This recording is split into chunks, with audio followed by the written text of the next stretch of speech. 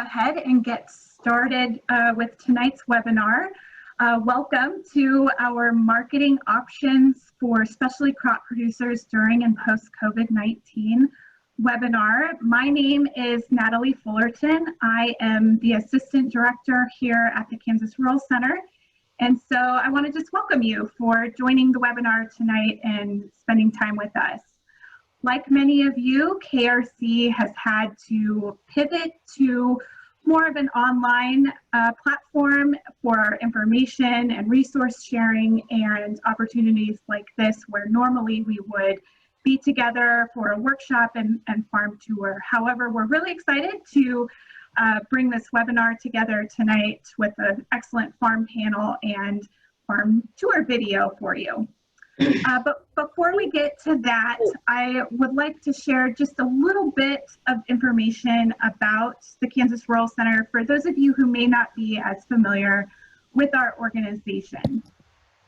The Kansas Rural Center for the past 40 years has really worked to promote the long-term health of people, the land, through research, education, and advocacy. And we do this several ways. We monitor state and federal level food and farm policy. Many of you maybe receive our weekly policy watch during the legislative session. This is one example. We also do provide practical hands-on information and resource sharing, much like this webinar tonight. And so through all of this, we are very committed to an economically viable, environmentally sound, and socially responsible agriculture and rural culture.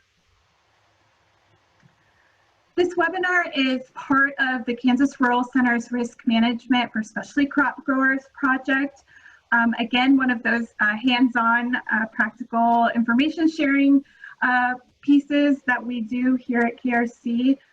This project in particular has focused mostly for the past few years on business and financial strategies and tools, crop insurance, as well as USDA programs that assist especially crop growers.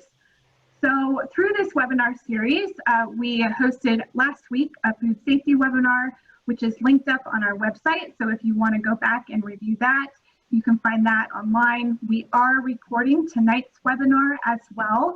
So if you want to go back and re-listen to it or share it, you'll be able to find that on our website as well. Tomorrow evening, if you haven't already, excuse me, if you haven't already registered, Tom Bowler, K-State Research and Extension Agent in Douglas County, is hosting a Record Keeping for Specialty Crop Growers webinar.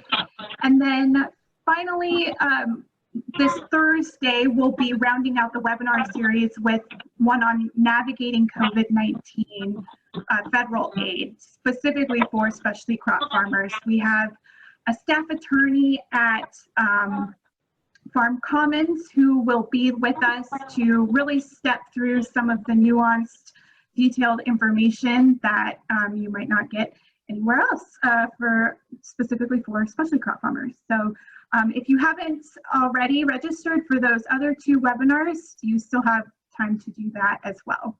And those will be recorded and shared out also. I also just want to point out Kansas Rural Center's COVID-19 resource page. This is updated pretty regularly, and we feel like this is a pretty good comprehensive list of resources and information for folks. If you're looking for anything, related to farmers markets or U-Picks or anything that you might be needing right now, we hope that we have the resources linked up for you there. And if not, feel free to reach out to us so we can update that. So with that, we'll get into what everybody is excited for this evening, which is our video farm tour. We have a tour of Ori's Farm Fresh with Megan Greenway in Wichita.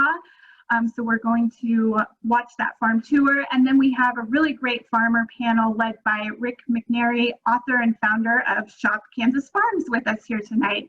And he's joined by Gabe Spurgeon with South Baldwin Farms and president of the Kansas Specialty Crop Growers Association, as well as Heidi Marchinik with Haha Urban Farm in Wichita, and of course, Megan Greenway with Ori's Farm Fresh in Wichita.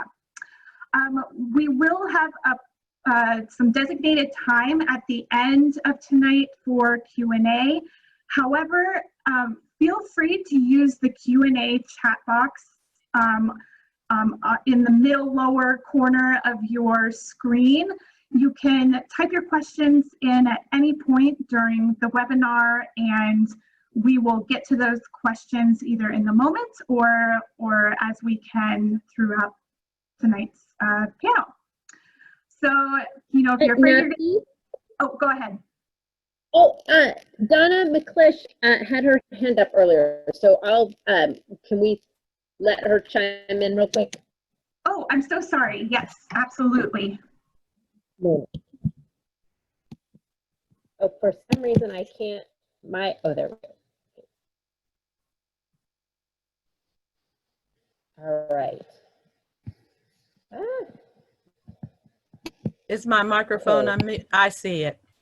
There you go. Hey, right, how is everyone? I was testing out all of my little icons at the bottom, and I clicked on it, and then I clicked off of it. So I'm okay. We can continue on. Oh, great. Great. We are all learning along with you all of these okay, new you can features. go ahead and mute me. All right. Thank you. Thank you. Yes, Zoom has some pretty great features now for webinars and meetings, so we're grateful for that. All right, so Q&A, go ahead and type your questions in as we go tonight, and we will get those answered. So without further ado, I am going to go ahead and start our farm tour video. So if you will just hang with me for just a moment, I will get that up and started for us.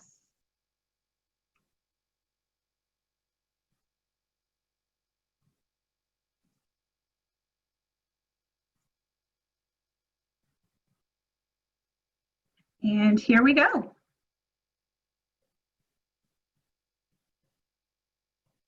My name is Megan Greenway, and I co-own Ori's Farm Fresh with Wes Johnson. Ori's Farm Fresh is a regenerative urban farm in the northwest part of Wichita. We have been farming here for about 5 years, and we specialize in garlic. We grew 34 varieties of garlic this year. We also have a variety of seasonal vegetables, and we make artisan salts and seasonings with many of the crops that we grow right here on our farm. Many of the vegetables and herbs that we grow are grown in a variety of different settings. We have some in-ground beds here and in other places as well. And we have several raised beds. We also use repurposed cattle tubs for kind of some large-scale container gardening. That works really well for us. And then we also have a hugelkultur bed, which is a lot of fun, and we have watermelon growing on that. We have one small greenhouse on our farm. It's unheated, has roll-up walls, and the end walls are cut down this time of year to keep it cool. There's tomatoes in here and lots of kale. We're kind of in a transition still from spring to summer crops. We try to do a lot of interplanting just to maximize our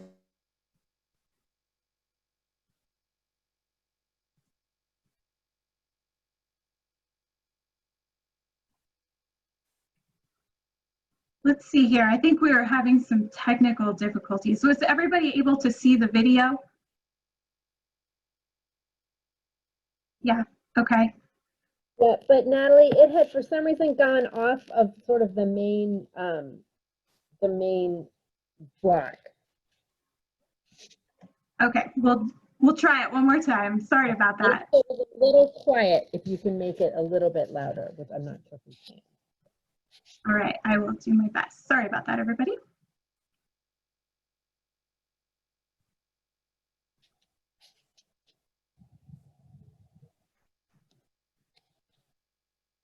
All right, can everybody see the video now?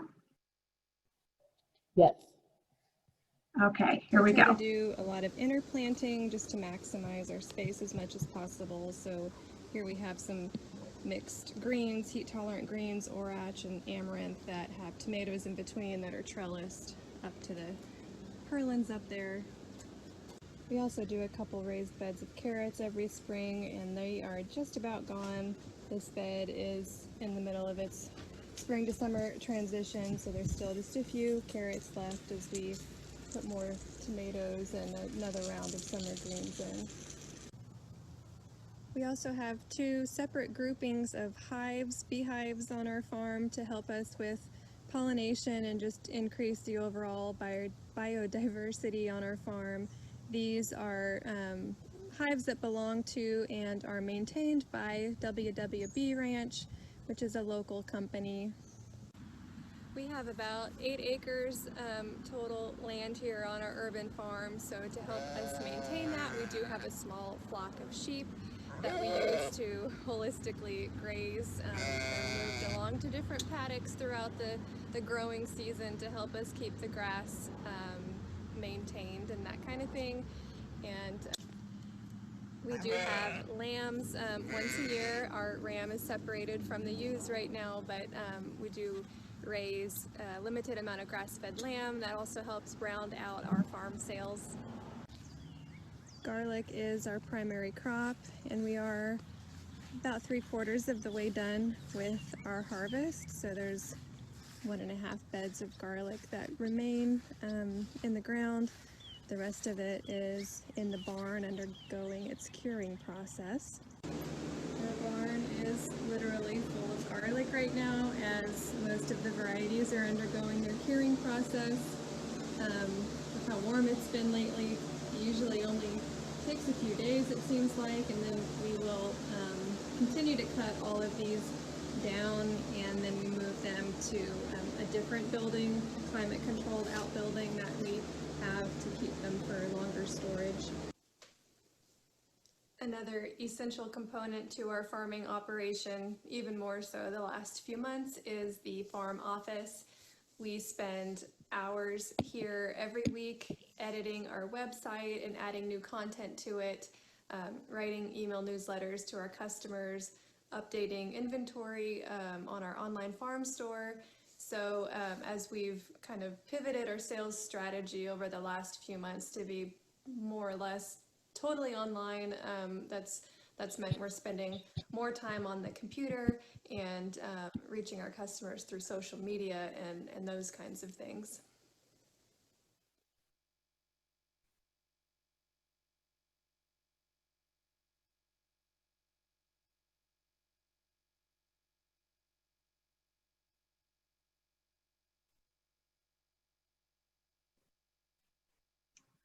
All right. Thank you so much, Megan, for doing that farm tour video for us. Joanna, do we have questions, or just if anybody who is on the webinar has questions for Megan, we can take a few minutes to answer questions.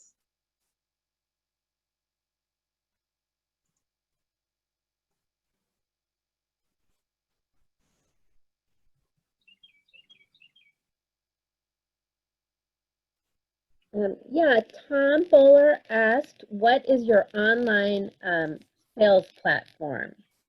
And then Gabe Spurgeon asked if you wholesale your garlic. Okay, can you hear me okay? Yes. Okay, so our website is through Squarespace, as is our online store. So everything goes through our website. We really prefer that, always driving customers to our website, whether it's to look up information about garlic or to look at recipes, find out frequently asked questions, or even to purchase things. I'm personally not a fan of third-party kind of apps or websites because I think that it's really important to just drive people to the website. So it's Squarespace, which is all-inclusive, including that e-commerce part of it. And we do wholesale our garlic. Most of it, I would say, is more of a retail sales situation, but we do wholesale to a variety of local restaurants and that kind of thing. Okay, how many varieties of garlic do you grow? And which varieties are the most marketable? We just finished harvesting our garlic today, and this year we grew 34 varieties of garlic. Almost 20,000 bulbs came out of the ground over the last 3 weeks, so that's definitely our bread and butter. There are a handful, I mean, I won't go on too long about the varieties, but I guess I would say that the top 5 varieties that we sell would be Chesnock Red, which is a purple stripe, Early Red Italian, Enchilium Red, and California Early, which all 3 are artichoke types of garlic. And then the other 2 most popular varieties would be Nootka Rose, that's an heirloom silver skin type, and then Montana Zemo, which is a porcelain type. Okay, great. From Tom Buller, which is a great website. He sees a number of processed garlic products on your site.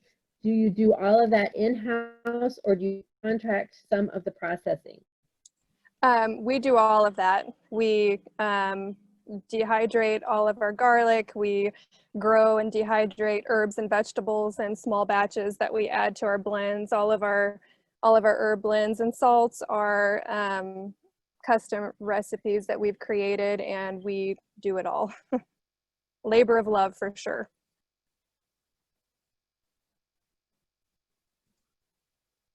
Awesome. Okay, well, we'll definitely have more time during the panel for questions. Oh, I see one more slipped in here from Heidi. What has been the biggest challenge in doing hands-on farming and then spending time online to connect? Is that for me specifically? I'm assuming. I would say the biggest challenge is that there's only 24 hours in a day. Yeah, it's incredibly time consuming to spend time online marketing your business effectively. So that's the biggest challenge, is just continuing to learn how to effectively manage our time. Great. Okay, well, I think we'll go ahead and move on, but thank you, Megan, for the farm tour video again, and everybody on the call. If you think of more questions for Megan, you'll have the opportunity during the panel and after. So I'm going to go ahead and turn the panel over to Rick.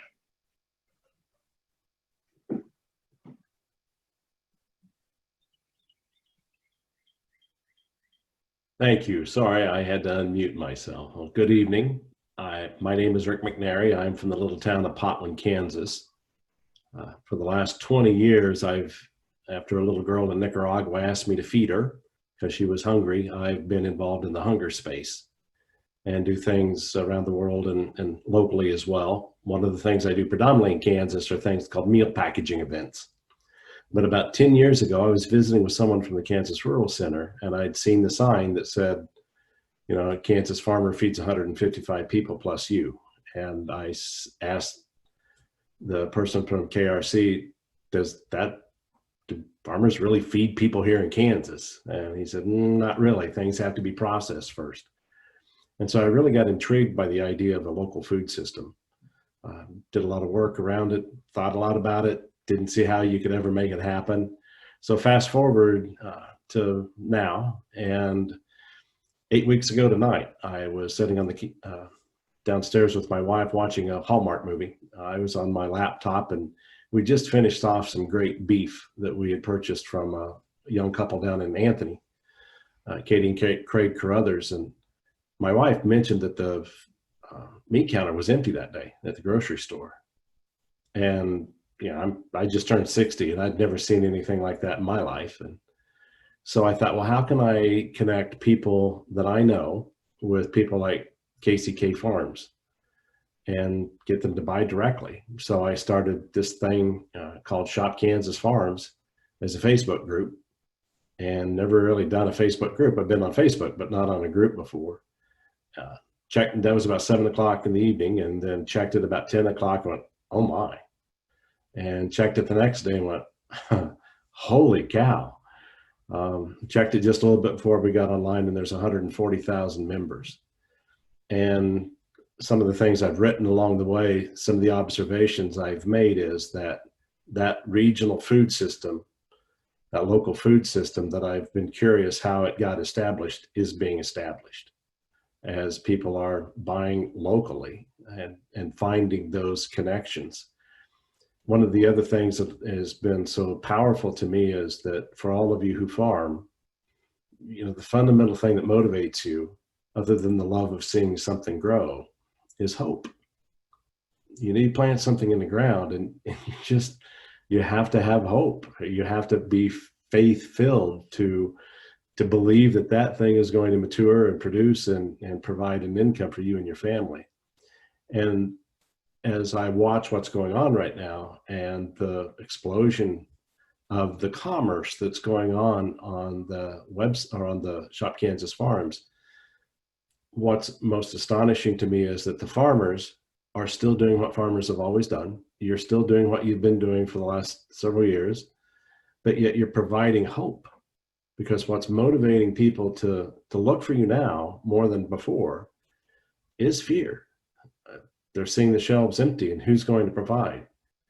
And I hope you get a chance just to read through some of the stories and the connections that are being made on that page. It's incredibly encouraging to me. Another thing we've had to learn how to do is monitor the vitriol. We've had some people that wanted to make it all sorts of political and challenge people and be unpleasant. And we've got several moderators and admins that really pay attention to this several hours a day to create a welcoming environment, inclusive of various ways that food is grown and raised, and various opinions and how prices are things. So there's a tremendous amount of learning that is going on between farmers and consumers. And I'm on the outside looking in and just ecstatic that attention is being brought, because now I've met all of you, I've heard of all of you, but now that as I watch all this stuff going on, as people get to know you and build those relations, and I'll finish with this. People often say, well, what happens when COVID is over? Is this going to be sustainable? And I believe it is, for two predominant reasons. First of all, it's an economy. This is an economy that has started. These are financial transactions that are going on, and that's the sustainable part of any business and anything. The other part is, corporations spend millions of dollars trying to craft a narrative around a product. They want a story. Well, there's 1,000, if not 10,000, if not 100,000 stories that are developing as people come to your farms and buy from you and get to know who you are. So that, to me, is the power of this, is that sustainability is economic. It's also as you guys are crafting these stories and building these relationships with the people. So kudos to you guys. For the first time ever in 20 years, or at least not in the last 20 years, I haven't had to travel this year. So I started a garden, and I look at all of you and I just bow down to you and say, 35 varieties of garlic. I can't even get my potatoes to grow. So I'm really impressed, Megan. Well, we'll start tonight with Gabe Spurgeon with South Baldwin Farms and president of the Specialty Crop Growers Association. Gabe, welcome aboard. And we have some kind of pre-formed questions here. Tell us who you are and where you're from. Yeah.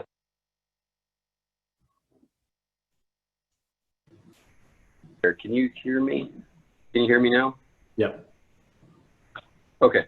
I've prepared a quick slideshow that I want to share, and that may hit all the questions. If not, let me know. So I'm going to fly through it, and if there's questions, we can handle that. So let me share my screen. Everybody see that? Yes. You see my PowerPoint? Yep, we sure can. Hello? Okay. Yes, we can see it. So, as mentioned, I'm the president of the Kansas Specialty Crop Growers Association. I just want to mention this for the people on here that may or may not be involved in KSCGA.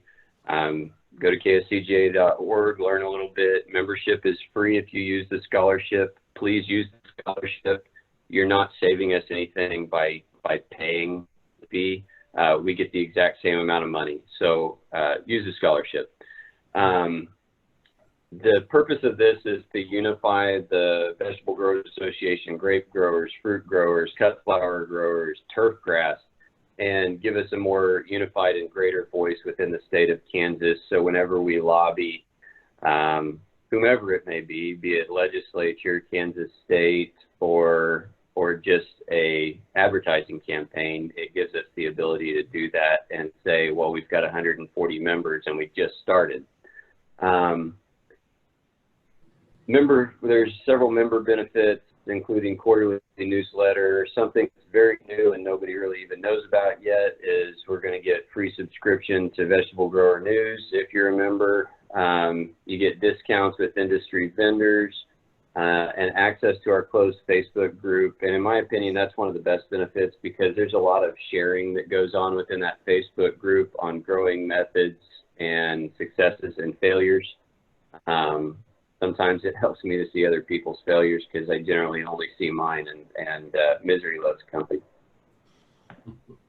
So South Baldwin Farm, we're approximately 35 acres of specialty crops. Our farm is much bigger than that. We're 560 acres, but we're talking specialty crops today. So primarily an orchard, apples, peaches, cherries, nectarines, blackberries, and pumpkins. So you pick our blackberries and pumpkins. Everything else is pre-picked. We are expanding, and by 2023, we'll have 70 acres of tree fruit. We began our marketing in 2015, and I'll touch on marketing more. Just to give you an idea, we just finished construction last year of our 11,000 square foot pack house, 2,400 square foot cold storage, and we do a lot of work in that building. In fact, that's what I'm sitting in right now. We are USDA GAP certified, and I always tell everybody we're in the awkward middle school phase of marketing. So I've got too much fruit to be able to sell it myself very well, and I don't have enough to get Associated Wholesale Grocers to really want to deal with me yet. So we're in the middle school phase. We got pimples all over. So this is our logo, and I only share it to say that I feel like it's important to brand yourself. Where do we market our fruit? Just about every avenue except for an online store. We have never done an online store. That may be in our future, but it's not currently something we do. Done farmers market, and I've just got bullet points next to all these to consider, and if you've got a follow-up question on all of them or any of them, let me know. But these are just some of my thoughts on the different marketing avenues, and we can talk more about those if there's a question or discussion later. Most of our fruit is delivered by ourselves directly to the grocery store. I would say that is volume, probably 80% of our sales. Online marketing, like I said, we actually don't do any online sales, but I did want to mention a few things because it's something that I have explored a lot. I know Megan said they use Squarespace. I think Squarespace and Weebly are somehow tied together. Nice thing about that is it can interface with everything, including QuickBooks, if that's something you use. There's other places that I've looked into doing some online marketing. I've got a friend that uses Barn to Door very successfully. Local Food Marketplace is another one. Their fees are very high, so you've got to run a lot of money through there to offset the fees. Hitchpin is very new. I did want to mention it and give them a plug because at my request, they started doing specialty crops, so I'm going to give them a plug. There are no fees in 2020 if you want to use them, and whenever fees come up next year, they will be strictly transaction-based. In my opinion, this is a great place to do some retail, CSA, or produce boxes. Social media is very important. If you have not made a post on Shop Kansas Farms, do it now. Our Facebook following went from 800 to 2,400 in 24 hours after I made a post on Shop Kansas Farms. So do it now. How has marketing changed during the pandemic? I say adapt, adapt, adapt. And that's not just for a pandemic, that's for everything.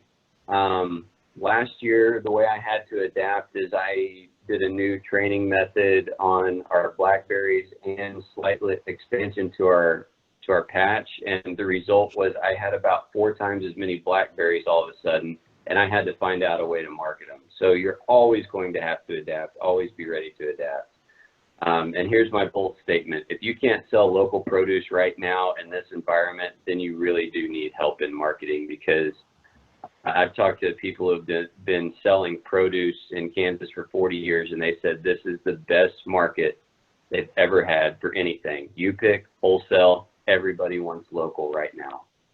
And that has a lot to do with what Rick said about grocery store shelves being empty. We're seeing a big consumer awareness improvement, you know. Like Rick made a post the other day on Facebook, chocolate milk doesn't come from brown cows. And there's way too many people that believe that.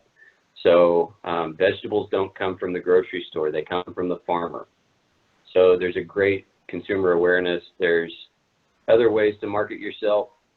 In our area, we have the Cobb Valley Farm Tour, and I know there are other areas in Kansas that do farm tours. I think that is fantastic. If we value our time, we make no money and maybe even lose money on doing a farm tour, but I believe that's important for education, and there's definitely going to be indirect benefits of putting yourself out there on something like that. Just another quick statement about different marketing avenues. KSCGA is trying to set up a Buy Kansas program, which would be largely a wholesale program for the farmers. And we're working with Retail Grocers Association. The great part there is I feel like we've got all the pieces of the puzzle if we can get fair prices. So we've got the farmers with KSCGA. We've got 400 independent grocery stores with Retail Grocers Association, and we're working with a logistics company right now to get that piece of the puzzle as well. And the last thing I wanted to say, and this was a great piece of advice that was given to me by Dan Kuhn, who a lot of you know. He's been doing this for decades. He said, marketing is a marathon. And it's very true. A lot of the relationships that are finally coming to fruition in my awkward middle school phase are people that I stuck my foot in their door in 2015. So start now for the future. That's my 2 cents. So I'm going to stop my screen sharing. Is there anything that I didn't answer? I see one question in the chat. Where are you located? We are in Baldwin City, Kansas, 2 miles south of Baldwin. It's the name. South Baldwin Farms. I also have a question about, are you dealing with beetles, and do you use? I'm sorry, that audio was so broken up for me. I couldn't understand anything. I can jump in there, Joanna. The question that we have in the Q&A box is, are you dealing with Japanese beetles in the orchard, and do you use traps? Do not trap Japanese beetles. Traps attract Japanese beetles. If you want to trap them, put it a long way from what you're concerned with them getting into. That's my advice, and that's also the advice of the entomologist from K-State, Dr. Raymond Cloyd.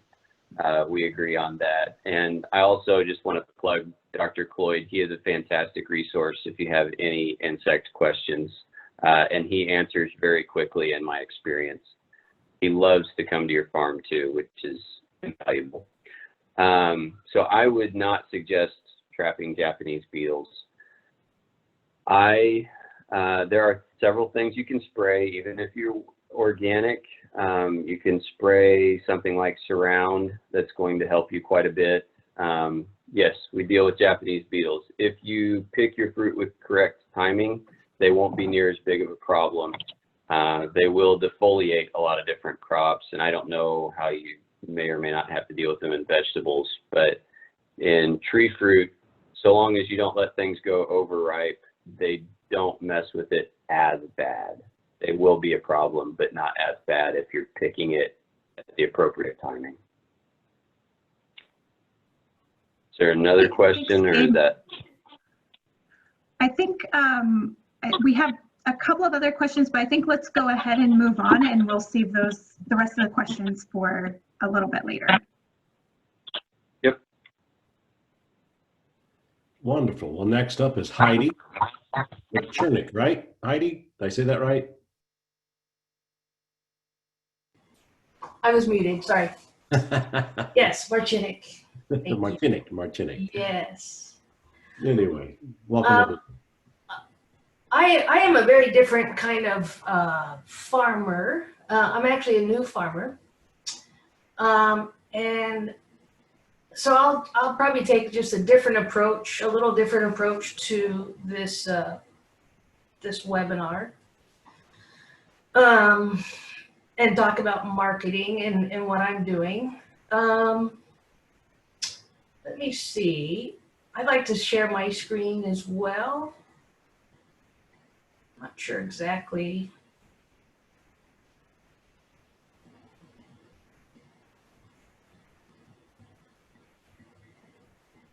Let me try something here.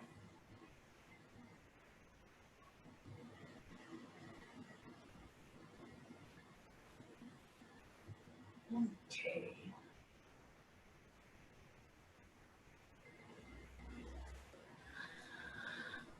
Okay.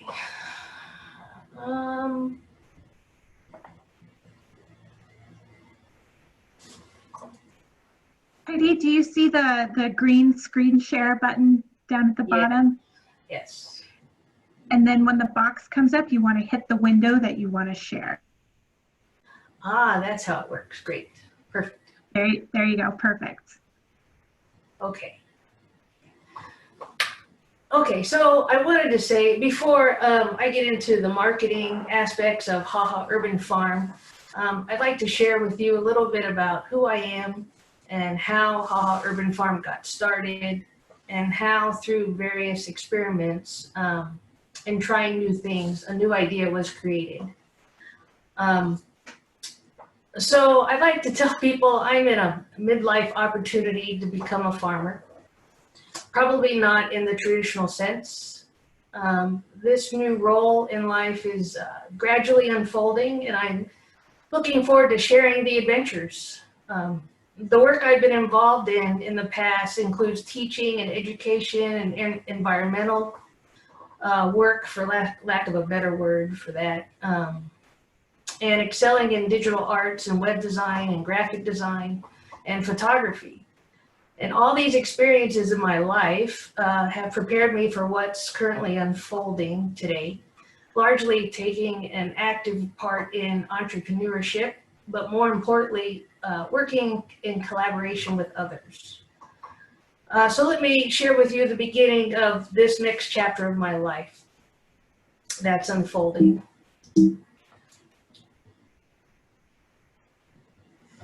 Last year, I started HaHa Urban Farm as a practice farm, a little experiment. Although it's quickly evolving into a bigger vision, it's grown through a series of experiments. Initially, I wanted to practice my own farming to incorporate permaculture principles into a suburban landscape. But I live on a corner lot in a typical suburban neighborhood and found I had to experiment and try out various ideas. For example, my lot is full of trees and grass. And so I've had to experiment, where the sun is hitting. And I've had to plan out where the sun and shadow are hitting and where I could plant, and when I can plant and what I can plant. What I've learned is that every growing space has its own unique challenges and solutions, and that it takes time to understand the land and find ways to work in harmony with it. But being an apprentice for the Growing Growers in Wichita program last year ushered me along my path. It offered essential farming knowledge, as well as introduced me to farming. The farming community at large. I learned to experiment growing various varieties of food and beer, in case you were wondering how I got that going. Just to get familiar with the needs of each variety. And each experiment has opened me up to new ideas and creativity. Today, what started out as a personal farm is clearly evolving into something bigger than me. While I have a sense of what that is, I'm not far along this path enough to articulate what that will be. I'm still experimenting. And then COVID hit. And while the pandemic has created a global crisis, it allowed for a wealth of individual creativity and entrepreneurship to arise. New ways of doing things was necessary. Farmers scrambled to quickly offer consumer direct sales and get online stores set up. I thought new models of farming needed to be created and take hold in our culture, especially post-COVID. And Haha Urban Farm, online farmers market and neighborhood food hub was born. And I didn't create it overnight, although with everyone scrambling because of COVID, it seemed like it was. But along the way, I've had a variety of approaches to see what worked, because I experimented. With a lot of marketing options. And this started before COVID hit. All these thoughts I had happened last year, actually. Just like Rick was, was it 10 years ago, Rick, that you met the little girl in Nicaragua and started his journey on this, the hunger space, as he calls it. I've had new models of farming mulling around in my head for at least the last 2 years. So in my situation, I was targeting the neighborhood and people in my local community. So the first thing I did, I used the Nextdoor neighborhood app and created a poll gauging interest for a food hub in our area. And there was an overwhelming support with, at the time, 97% in favor of that. And so I was confident that there was community interest. And then I created a link for people to sign up for updated news of this endeavor. And I had 60 people sign up within the first week. And currently have 108 people subscribed to the weekly newsletter. So I was confident in people's enthusiasm. Now, mind you, this was, just as COVID was starting to take hold in our community. It was still very new. We're still in that stage of, what's really going on. And then I quickly put together a website along with allowing customers to buy directly from each farmer, as one would do at a farmer's market. Then I reached out to farmers in my network who use sustainable organic growing practices and offered this selling as an option or as an outlet.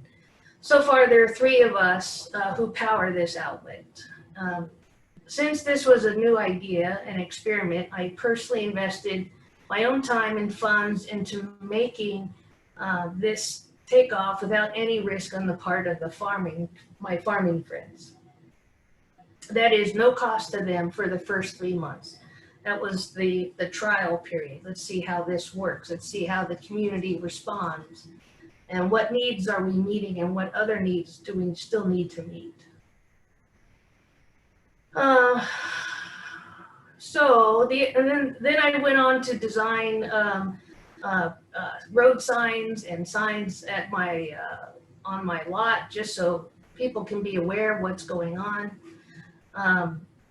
And in the meantime, I continue to advertise the market by word of mouth, Facebook, friends, and have recently reached out to the news station and the local community newspaper, and finally garnered support from the city, who's helping me promote the event in our area. But there are some other things I still want to try, because this is a whole new idea. I still want to have a survey and get people's feedback and follow up with personal thank you notes and ask for reviews and testimonials, for example.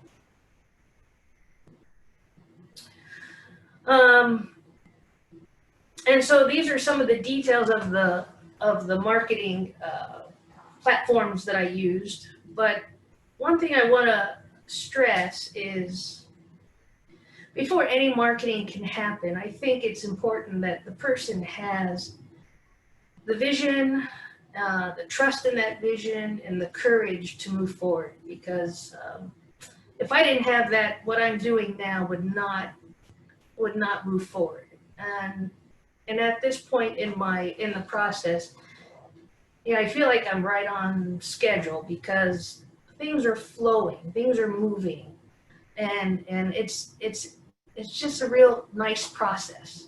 And so that kind of is the feedback to me that what I'm doing is working. And the other marketing things I want to address are the networking and relationship building. Those are key. And in my case, I got started from a book club that Firefly Farm held for farmers. That started to introduce me to the farming community and the Growing Growers program here in Wichita. And of course, workshops at the Extension office. That's a great grounding spot for networking. Excuse me. And I had a nice, great farming mentor who was perfect for me. And then networking with city officials, especially if this continues to grow. I would look for more city support in this aspect. Other marketing aspects people might consider is doing more speaking, get people to know what you're doing, how you're growing. For example, I've been asked to speak at senior centers and schools. One thing for me, because I live in a neighborhood, I don't have a large farm where I'm separated from the community.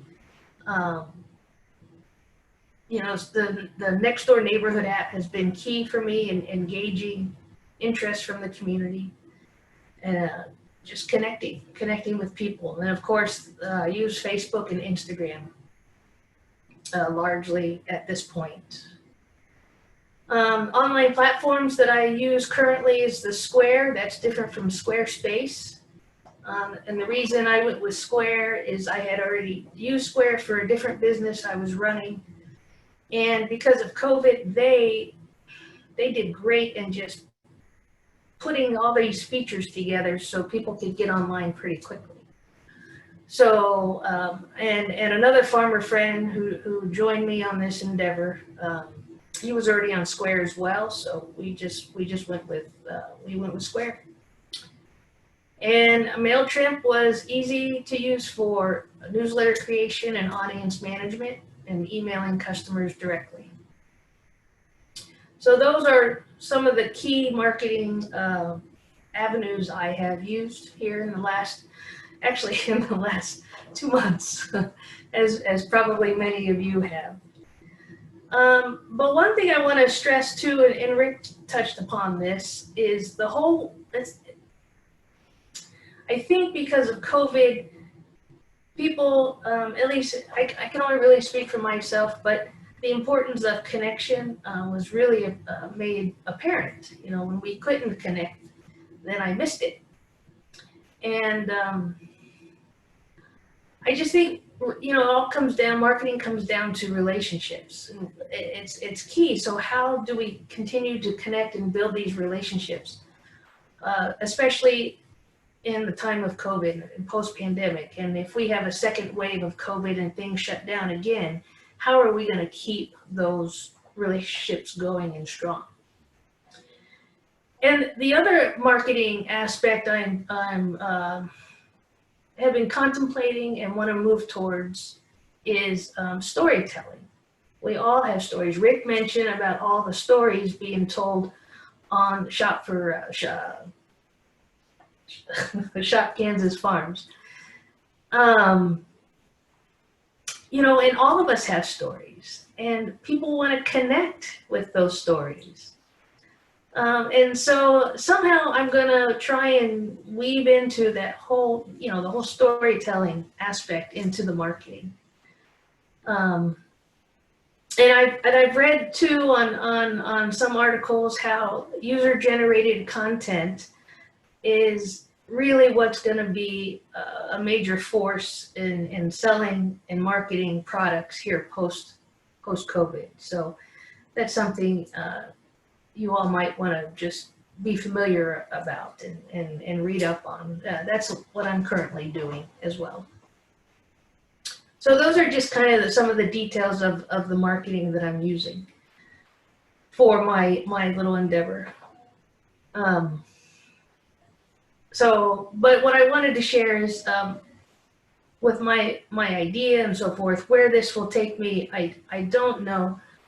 But I know that the best way to find and create these new models is simply by experimenting with something new. And we're in a really great space to do that with all the changes and disruption in our comfortable lifestyles. So trying out different ideas and finding the little insights that lead me further down the road. So increasingly, my vision is taking shape, a big idea. By and large, I want to create space that invites natural systems to thrive, grows food, and demonstrates the unsurpassed beauty of diversity in natural systems. By doing this, I strive to also foster community among neighbors and among farmers and bring healthy, locally grown food closer to people. I want people to know their farmers. These new ways of growing will span from backyard endeavors to small-scale farms. My big idea entails creating something of a farming retreat center, one that serves as a center demonstrating and teaching new ways of growing food, utilizing permaculture techniques and sound ecological design. I'm not sure yet what path I'll take to move forward, but I'll experiment.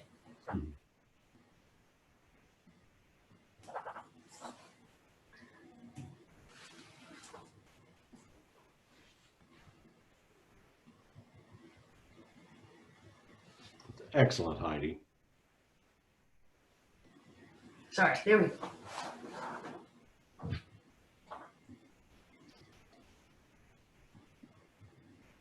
Any questions for Heidi?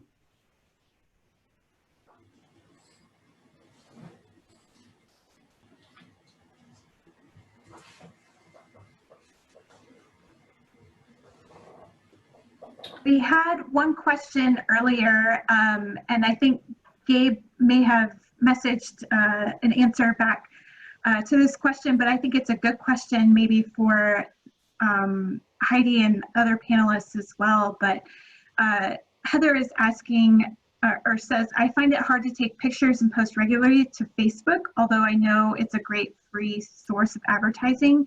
Any advice to help me make posting a priority? That was one of the questions I was asking Megan too, to speak on, because I do have photography training in my background, and I'm also an extrovert, so it's really easy for me to take photos and share the enthusiasm behind that photo. But it does suck up my time, because a lot of times I get more involved with wanting to create the story, right? We're creating visual stories and illustrations to share on Facebook, for example. So how do you create that story and then connect with your reader? And I'm open to hear what other people have to say. I just kind of do it when the moment inspires me, actually. And I make that inspiration a priority.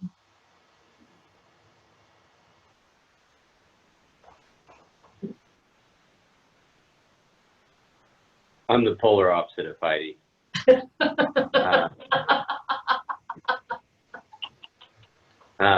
I get to work in and the sun went down and I never took a picture of the blackberries. So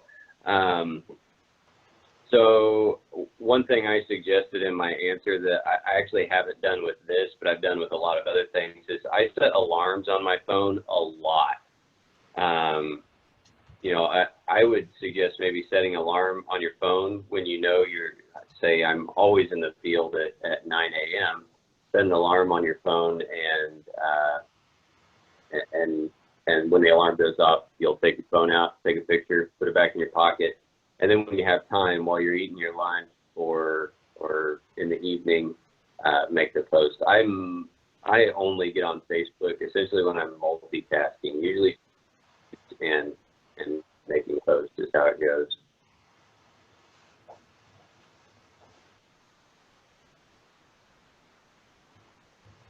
So I will add to that a little bit. I also, are we hearing me okay? I want to make sure before I start talking too long. Okay, thanks, Heidi. I have my phone in my back pocket almost all day. I don't particularly love that, but I do want to be able to take pictures when I'm out in the field or in the greenhouse or anywhere where I might want to take a photo of what I'm doing.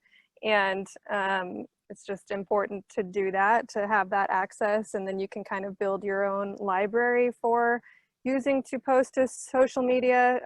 Facebook makes it really easy to schedule out your posts, so you don't have to like stop in the moment and post right then if that doesn't work for your schedule. Obviously that takes a little bit of planning, which is time consuming as well, but if you find that your posts engage better at a certain time of day, but you are too busy to put something up at that time, you can always utilize those scheduling functions within Facebook, and just take lots of pictures. For our marketing strategy, we don't want to just be selling all the time. I think it's important to kind of have different categories of posting ideas. So if you want to share a little bit of background of your farm, whether it's just like a view of your space and explain what you're doing, your growing practices, that kind of thing, who you are, your expertise, what sets you apart from the competition, and just figure out different ways to post so it's not always products and how to buy stuff. Kind of mix it up a little bit, and that builds trust and interest. And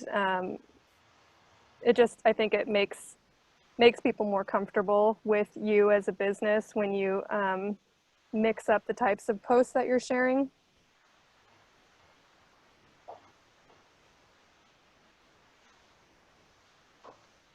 I agree, That's Megan. something Sorry, Gabe. Go ahead, Gabe. Oh, I was just been doing was trying to put update posts. A lot of times I'll put just a very short educational snippet about what is this growth stage called and what's happening to the plant. It's only 2 or 3 sentences, but I get a lot of engagement from those 2 or 3 sentences. Yeah, I was gonna say, Megan, I forget about that. Schedule a post. I'm usually so caught up in the moment and I'm so excited, I have to make a post right then and there, but that's me.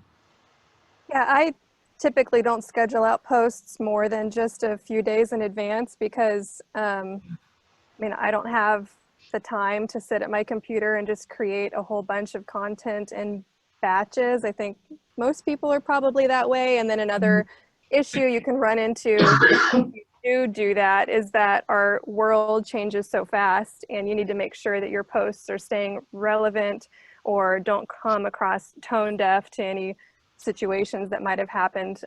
So I don't batch schedule content. I think that can present a whole other set of potential problems. But if you know that you want to post something at a certain time within a day or two, I find that works pretty well. If I may share a thought here, going back to just the whole marketing aspect of your farm or whatever you're doing. I was reading a Time article when a lady named Katie said the pandemic has shown that the connection between farm and table can be broken. And that means rethinking everything. And so that was a key aspect of thinking about COVID marketing and needing new things. We need probably new things. And so my challenge to anyone listening is try, experiment, just try out different things. And I think we're going to need to be more agile in the future, right? So we're going to have to move quickly like we did in the last 2 months. But start now to experiment, try out some ideas. And it might be clunky at first because new ideas don't necessarily have the structure already in place for that new idea to take hold. So something will have to be created to support those new ideas in the future. But this will be a good time to get started. Great advice, Heidi. Megan, let's move on to your farm. Okay, great. So I didn't prepare any PowerPoint presentation, so I'm just going to let you do it the old-fashioned way and ask your questions, and I'll answer them one by one if that works for you. Well, I'd like to begin with, how did you name your farm? So Ori was the name of Wes, who is my partner, Wes Johnson. It's the name of his grandfather, who was a truck farmer in Wichita way back. And we also named our son Ori. So we decided to name our farm Ori's Farm Fresh. We started the farm the same year Ori was born, and we just really liked kind of the full circle, feel good, warm and fuzzy effect that had, with the name having meaning with the grandfather and also our son. So what does your farm's marketing plan look like? Well, we, like everybody else, we use a combination of tactics, of course, social media, namely Facebook and Instagram. We don't do any of the others. And I guess I'll recommend that to anybody else who is dabbling in social media or wanting to have a more targeted strategy. Pick 1 or 2 platforms and do them well and do them fairly consistently. Don't feel like you have to do all of them. And social media is definitely a big one for us. We try to post a minimum of 3 times a week. Sometimes it's more than that. And like I mentioned earlier, I have like 4 different categories of posts that I try to create, like as far as the topic of the post, whether I'm promoting how we're selling right now or a particular product, or maybe we have like a hot gardening tip series that we do where we share some of our farming knowledge, because gardening for customers is really big right now. So we like to share some of our knowledge. And then we also, we create farm fresh recipes with the ingredients that we grow and make on our value added line. And so we're sharing the recipes as well. So we have kind of a well-rounded variety of content that we're sharing on social media to keep it interesting. And another huge one is the email newsletter. We also use MailChimp, and that was something that I was wanting to start for a long time. I just thought, well, I don't have time. I don't have time to do that. But with the whole shutdown of farmers markets back in March and the onset of the coronavirus situation, that was definitely our impetus to start that, since we were pivoting our sales strategy solely online, to create an email newsletter. And I cannot, I can't stress the importance of that enough, because it is so much more effective than social media. We have over 2,000 followers on Facebook. but we're not reaching all of those people every time we post, of course, because there's issues with the algorithm and all of this stuff, and it's hard to understand. So you're always reaching a very small percentage of the people who are following you on social media, and you're at the mercy of whatever the algorithm decides on any particular post. You can have an amazing post, but you post at the wrong time, or it gets sucked under the algorithm and nobody sees it. So social media is still important, but when you pair that with email marketing, you are targeting customers who want to hear and see what you have to say and what you have to offer, and they will see it in your inbox, in their inbox every week. We started our email newsletter end of March, I think, and we have almost 500 subscribers already. And we get about 50% of our emails opened every week, which in the email marketing world, I from what I gather, is pretty good. I think you're usually shooting for about 25% to consider that successful. And ours is usually between 49 and 52% of our emails are opened by our customers.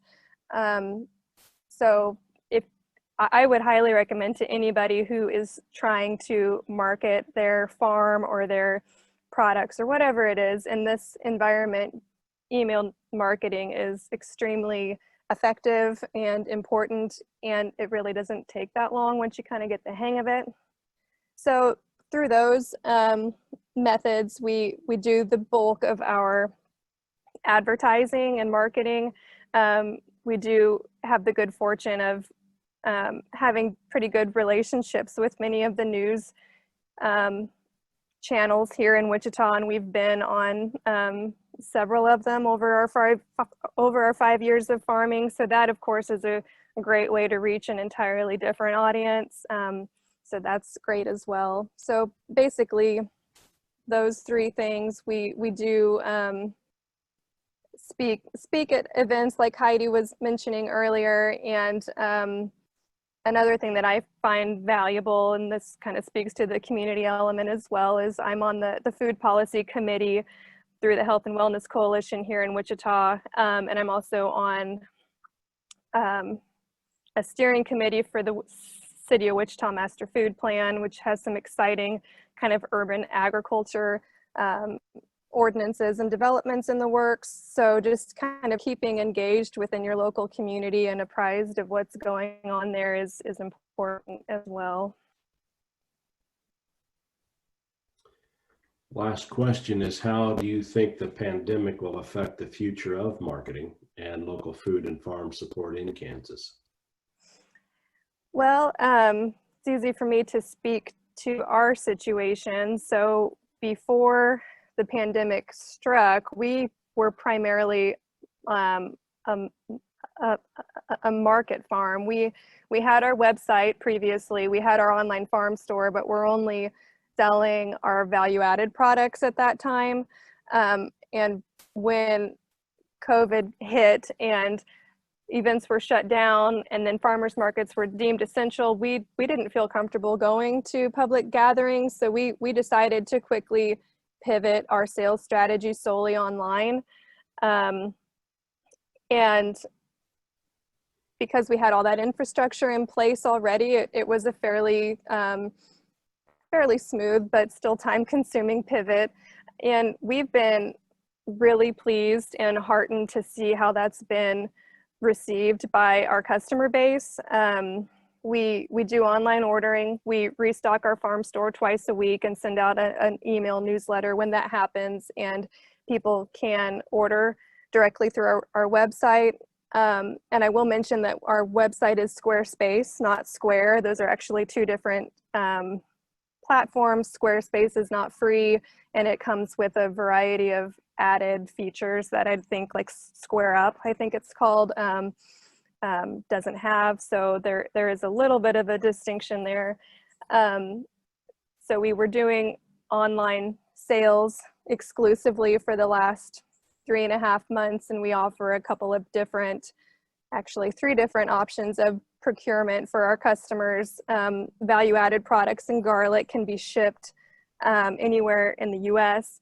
And then we also offer farm gate pickup since we do have the advantage of being like right here in Wichita, people can come to our farm gate and pick up their orders.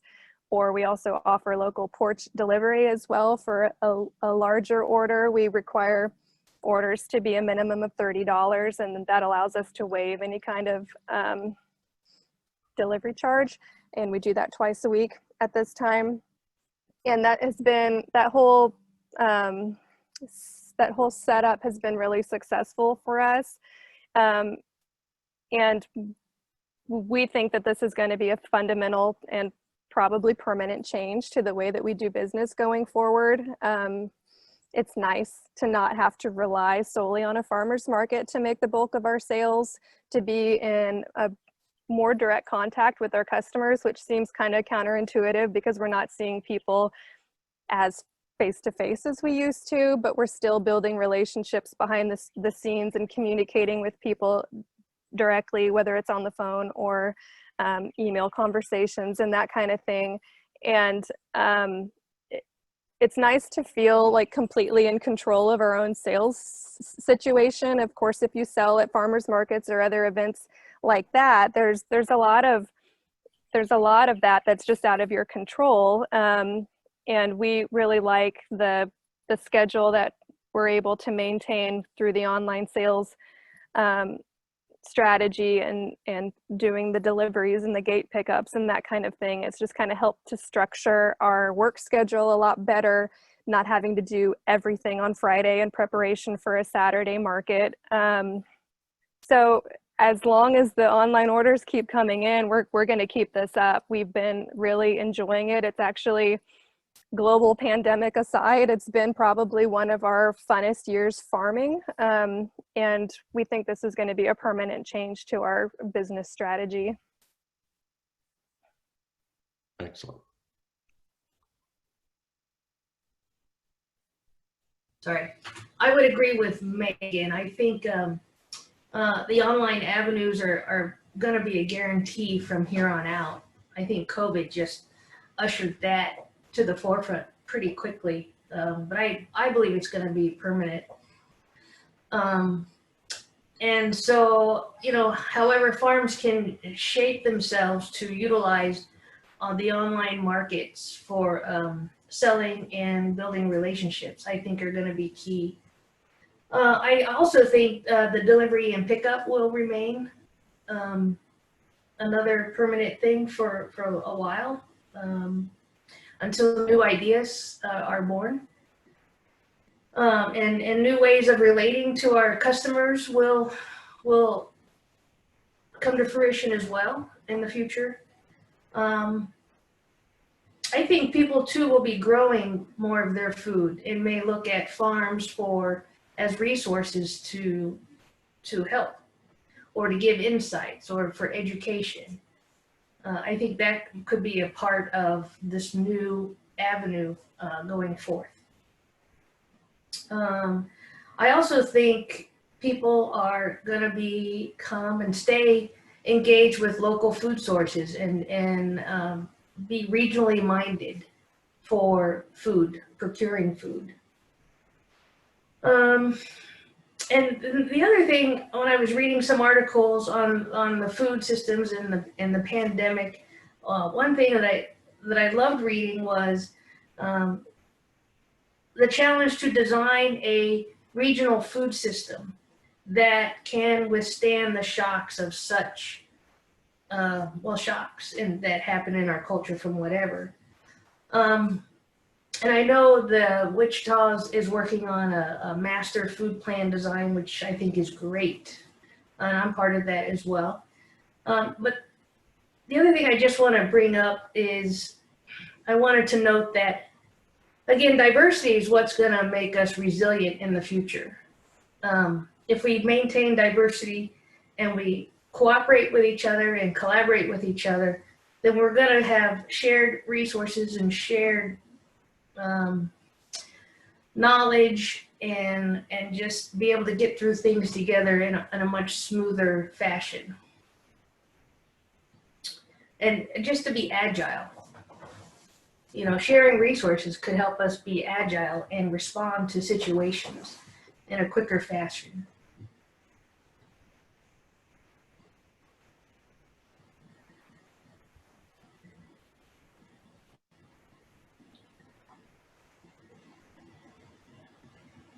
Natalie, or jump in with other questions that have popped up on the chat? Oh, we don't have any new questions, but we did have one question earlier. And I think we can go ahead and if anybody else has more questions, feel free to be typing those into the Q&A box or the chat box, and we'll get those answered. Rick, we had one for you actually, and this came from Donna. She was curious about posting to Shop Kansas Farms and the need to give a specific location. And so she's curious, how does she convey this in her posts on Shop Kansas Farms so that they will be accepted? You bet. To give a backstory to that, one of the most oft asked questions is there a map? Can we get a map of all the farms and know where people are? From the consumer standpoint, people want to take tours, they want to know who are in their regions. So kind of as a backstory, background to all of that, we have divided up into 6 different regions for the state, so people can kind of think about doing it locally. So we do ask then the seller, when they're putting something up there for sale, to put their location in, because people are looking specifically quite often to, I live in Southeast Kansas, I live in Northwest Kansas. Is there anybody that does this in those regions? So it really helps you connect with a consumer. So if you're a seller in Northwest Kansas and people in that area are looking, they're scrolling through the site and looking for someone that's saying, I'm in Northwest Kansas, or I'm in wherever that is. So it really helps you give access to a buyer, a consumer, real quickly if you can define where you are within a region. Now, we are creating a website, Shop Kansas Farm, to really address that component of a really interactive farmer directory that is connected with the map, because that's the biggest question we get is, where is someone? I'm in this area, and who's selling what where? And so with the website, when it's marginally launched right now, we've got a newsletter that we're getting people to sign up for too. But as that gets put together more, the primary function at first is going to be a farmer business directory that is searchable and really robust. I hope that answered your question. Great, thanks, Rick. We had one other question about the website that I shared earlier on UPIC, or that would have a link to guidelines for UPIC. And I will post in the chat where to find that, or I'll post that link in the chat. I will also send that out in a follow-up email that everybody will have access to following this webinar. Okay. Natalie, I think that Donna had one more question. Oh, great. Yeah. I think you're unmuted, Donna. I'm unmuted. Hello. Hi, Rick. Hey. I'm Donna Pearson McClish with the Common Ground Producers and Growers Mobile Market. Okay. So we serve 3 counties. So when I posted on Shop Kansas Farms, then I got the reply back that I didn't have a location. And as I understand, you're one strike, you're out, or something like that on the website. No. Okay. not in that. No. Okay. No. So I was just I'm sorry. That is for the people that usually are criticizing somebody over the way they price, or the way they grow something, or if they take off on a political or any kind of tangent. If they're being mean, we just got to the point where it's like, we don't have time to argue. Be nice. Yeah, be nice. That's good. That's good. So what I wanted to ask, how would you want me to list the you don't want me to list all of the locations? Do you just want me to kind of give a general area? Yeah, Or general, if you want to list the locations, the more location specific you are, the more excited people are going to be, and I believe react to you. That's what we've seen. If you say, Probably find her more easily. That's what well, this we serve Yeah. 35 sites, and in Sedgwick, Harvey, and Butler counties, and I don't mind listing them, so the communities can come and shop if they'd like. But that would all be included in the South Central Kansas tag that you can put on your posts. Is that correct, Brick? So that's kind of, if you look at that group, there's a bunch of units you can look at to kind of teach you how to post correctly, and they have location tags that you can add. I always say in my posts, we're in Wichita, but I put the South Central Kansas tag on the post because it tells you to do that in the instructions. So those 3 counties would be covered under that location tag, right? Yep. Okay, good advice. Thank you, guys. And we have some admins and moderators that are all volunteer and spend an enormous amount of time doing the best they can on Facebook. It's a good site. It really is a really nice site. Thank you. Well, Yes. So I often, when I talk to people about it, I say I'm like the little kid that was walking along a dam and saw a little plug sticking out and pulled it. And suddenly hit of a tea kettle going down in a flood. And people started rescuing me. And those are the admins and the moderators. That's wonderful. That's wonderful. We could put structure to this and help you out. Like, thank you. Yes, I appreciate it. Thank you. So do I. Thank you, Don. Heidi, I saw that picture. I didn't think you were going to post it. All right. So we have just about 5 minutes left, and I just want to make sure if anybody has any burning questions that we get those answered before our time is up here. So if you do have a question yet, please feel free to get that typed into the Q&A.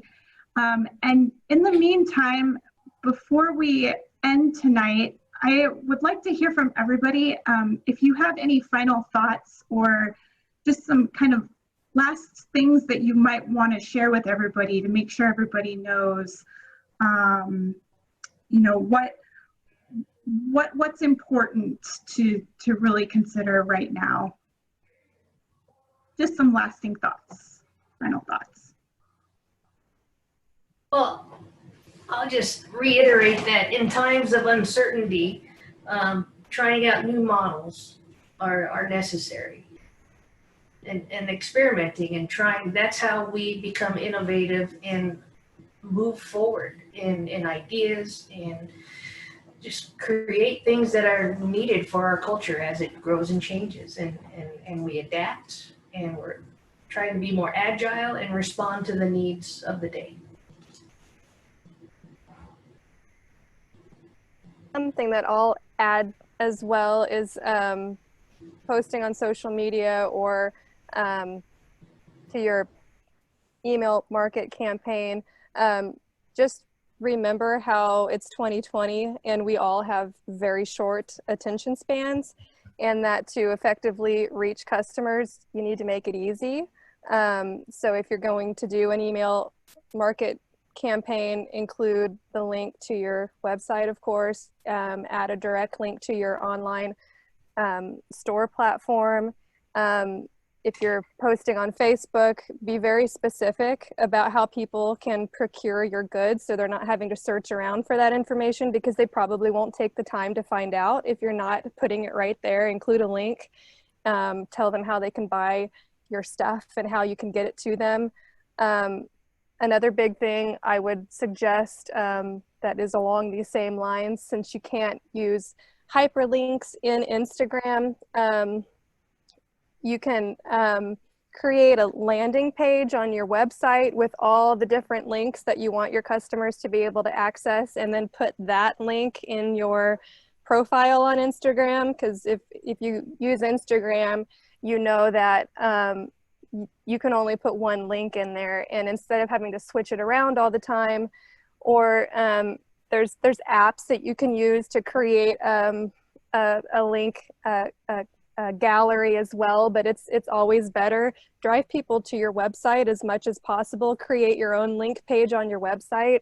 If you look at Ori's Farm Fresh on Instagram, you'll see that we've done that. It's orisfarmfresh.com/links. That's what's permanently in our Instagram feed. And there's a link to our farm store. There's a link to our frequently asked questions. There's a link to our recipe page. There's a link to our email newsletter sign up. So whenever I'm talking about any of those things, I can tell people link and profile, and they can click on that link and then tap on whatever page is relevant to them. So I just think it's really important to remember that the attention spans are short. People will stop scrolling only for a second or two, so you've got to grab their attention with a good picture and some great words that make them want to read, and then you need to make it easy for them to find you afterward, so that's really worth the time, in my opinion.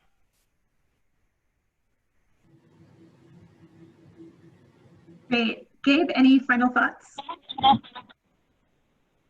Yeah, so I jotted down a couple notes here that are a couple pieces of advice that were given to me. Well, the first thing I wanted to just reiterate, the other two panelists mentioned MailChimp, and I failed to mention that, but I think that is a fantastic tool. Megan did a great job of describing how she uses it. I use it on the wholesale side, and I really want to expand that to my retail side. I just have not made time to do that. MailChimp, once you get set up, isn't a whole lot of time. In my limited experience, it's a little bit of upfront time, but after that, it's not very difficult to maintain. But the little bit of advice that I've been given that's helped me almost daily, one is lose your pride and ask questions. You're going to arrive at better solutions quicker in most scenarios. And another thing, I'm not sure this is the best piece of advice, so take the spirit of it and maybe not literally, but I had a high school coach that always used to say, crash at full speed. If you're going to fail, I want you to do it going really hard. So sometimes I tend to be a little bit tentative if I'm unsure of exactly how something's going to work. If I'm unsure of how to get from A to B, sometimes I don't ever start. But once I start, sometimes it becomes obvious. So I guess that's kind of the spirit of quoting my high school coach is, you know, you might not know what's going to happen, but jump in and do it.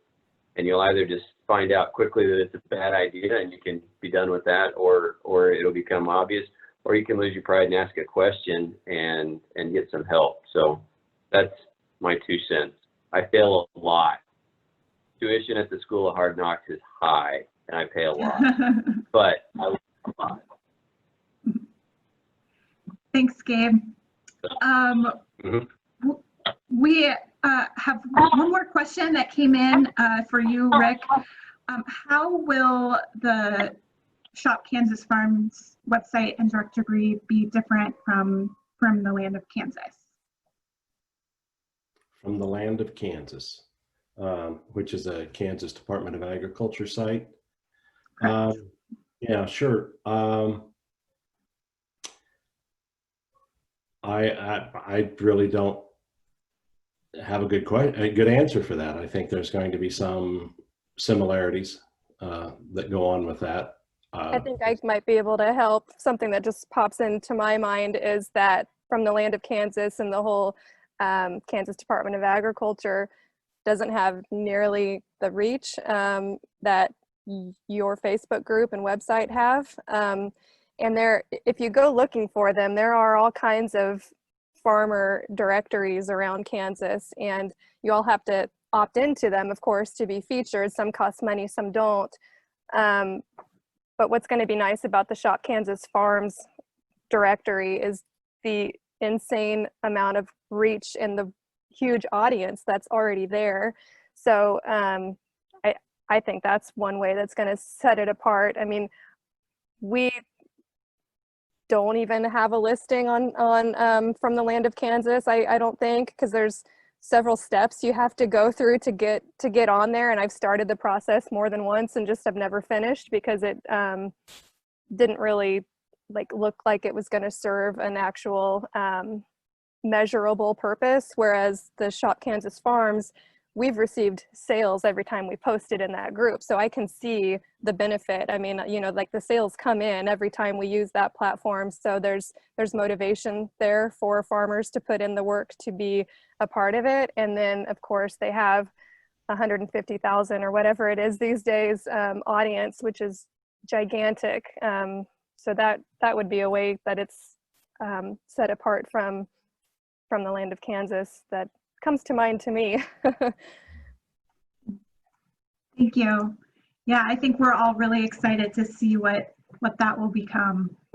Again, sorry, Natalie, I was just going to say, again, it sounds like Rick's approach is again, a new model that's meeting the needs of today compared to what has been used. Absolutely. Well, we have reached our time limit. I hate to cut this conversation short. I think we could all talk for quite a long time about this, but I do want to thank our panelists and Rick for joining tonight's webinar. Rick, Megan, Heidi, Gabe, like all of your experiences and expertise are just really valuable, and I really appreciate the time you shared tonight to share that with everybody on the call. So thank you. Again, just a reminder, I will share out in an email with everybody who registered tonight links to the resources that were shared, as well as a recording of this webinar. So you'll be able to rewatch those if you'd like and share those around as well. So we'll go ahead and say goodbye for tonight, but thank you again. Oh, yes, Rick. May I say one thing before we go? Yes, We are in absolutely. Kansas, where never is heard a discouraging word, right? I want to leave this encouraging word to you as people who are producing the food that we as consumers eat. I believe the most important thing you're providing for our culture is hope. You're giving people hope in the midst of incredible times of fear. And so God bless you for doing that. Let that be something that drives you in the darkest time. You're providing a light in the darkness. Thank you. Thank you, Rick. Thank you. Thank you, Rick. I think that is an excellent note to end on. Thank you very much. And hopefully we can all see each other in person sooner than later. All right, take care, everybody, and good evening. Thank you. Good night.